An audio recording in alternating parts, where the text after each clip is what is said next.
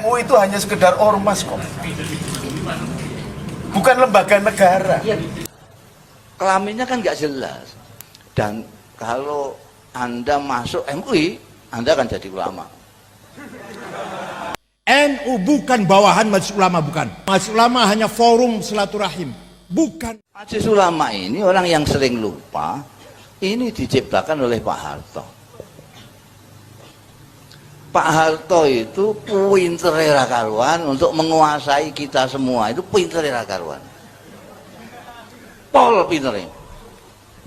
Organisasi wanita yang banyak itu oleh Pak Harto dijadikan satu, menjadi Koani apa itu, apa ya Koani ya Pak Pri, yang kumpulan organisasi wanita ya. Itu partai-partai politik yang beragama dijadikan satu, jadi P3. Jadi sekarang itu masih mempertahankan P3 segala macam itu karena agak lupa ya, pikun gitu. Bahwa dulu bikinannya Pak Harto. Pak Harto sudah lengser masih di itu warisan dari Pak Harto. Partai-partai yang lainnya beragama jadikan satu di PDI. Organisasi kepemudaan, AMPI, Ansor dan segala macam dijadikan satu jadi KNPI. Terus pokoknya kabeh dadekno siji. Dadi gampang ngeplukane ngene anu. Wis ora usah mara ning gone NU ning P3 ne ae, aja nganti ana wong NU ne. Sudah selesai.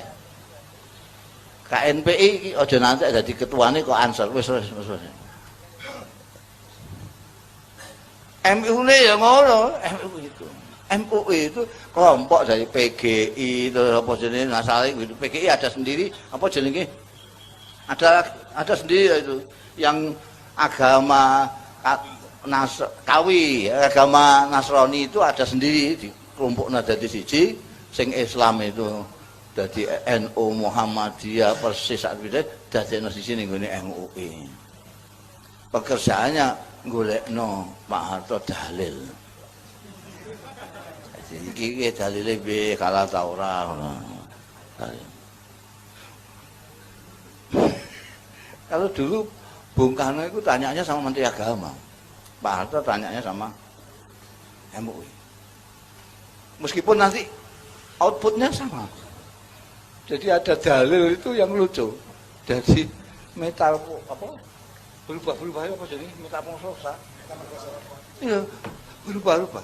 Zaman Bung Karno itu jadi dalil revolusi. Begitu Pak Harto jadi dalil pembangunan. Karena itu maknanya ini mau dari Menteri Agama ini beda-beda tuh maknanya. Ini maknanya anu Pak. Oh kalau begitu dalil revolusi ini. Jadi aku golek dalil pembangunan, golek metune itu juga. Yaitu dan ini sekarang ikut semua orang-orang itu. Karena penguasa itu memang wah, paling top kalau bikin opini itu MUI. Dan kalau Anda masuk MUI, Anda akan jadi ulama. Ya tidak mungkin toh jadi pengurus MUI kok tidak ulama itu. Itu namanya majelis ulama kok.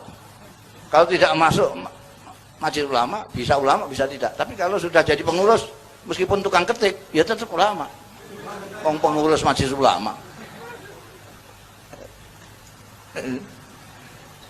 Jadi itu, dan itu sampai sekarang itu nggak jelas. Kelaminnya kan nggak jelas. Itu organisasi sosial politik, apa dia instansi pemerintahan, nggak jelas. Tapi dapat APBN. Nah itu Indonesia. Indonesia begitu, nggak jelas nggak apa-apa, pokoknya urip. MUI itu hanya sekedar ormas kok, bukan lembaga negara. Lembaga negara justru Departemen Agama. Fatwa agama harusnya dikeluarkan oleh Departemen Agama sebagai fatwa resmi pemerintah, bukan oleh ormas-ormas. Ormas itu boleh mengeluarkan fatwa untuk masyarakatnya saja yang menjadi pendukung ormasnya, tetapi bukan kemudian mengikat orang Kristen, bukan, tidak perlu terlibat di dalam MUI. Orang Katolik, orang Hindu, Buddha nggak ada kaitannya dengan fatwa MUI, dan itu bukan kemudian menjadi komando masif yang kemudian setelah muncul fatwa MUI itu dianggap sebagai sebuah undang-undang dan kemudian ditegakkan dengan melakukan sweeping. Berarti MUI menjadi biangnya dan sumber negara di dalam negara, tentara di dalam tentara, polisi di dalam polisi. Ini tidak benar. Yang dilakukan MUI sih biasa karena dia mengeluarkan fatwa.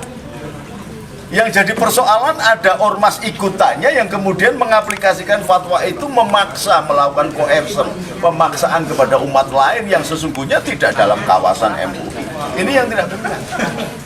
Nah, kalau MUI menyetujui, berarti MUI memang sengaja membuka koridor untuk memunculkan tentara-tentara partikelir yang kemudian menjadi subsidi, itu menjadi negara di dalam negara. Nah, MUI harus sadar itu, nggak boleh.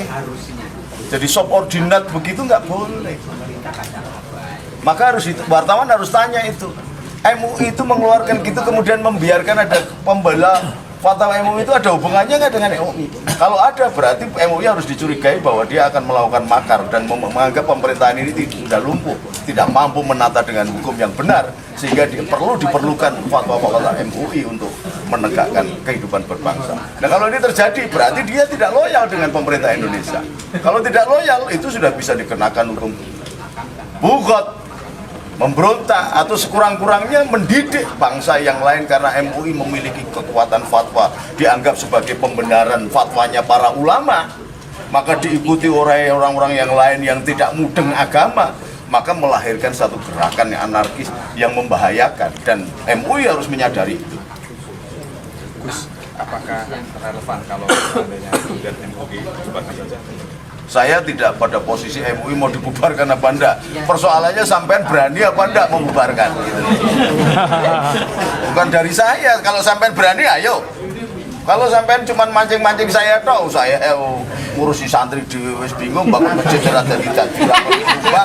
Sekjen Majelis Ulama meminta saya mencabut ungkapan saya kemarin itu bahwa kalau bukan itu salah semua. Saya atau NU bukan bawahan Majelis Ulama. NU bukan bawahan Majelis Ulama, bukan. Nggak ada hak perintah-perintah saya. Majelis Ulama hanya forum silaturahim, bukan induknya NU, bukan. Paham betul? Sekali-kali kayak saya gitu nekat.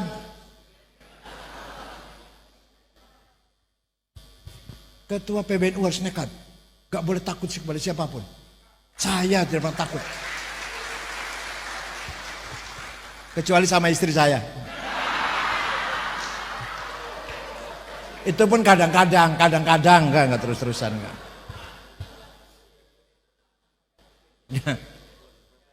Baca Quran yang benar, bitajwid.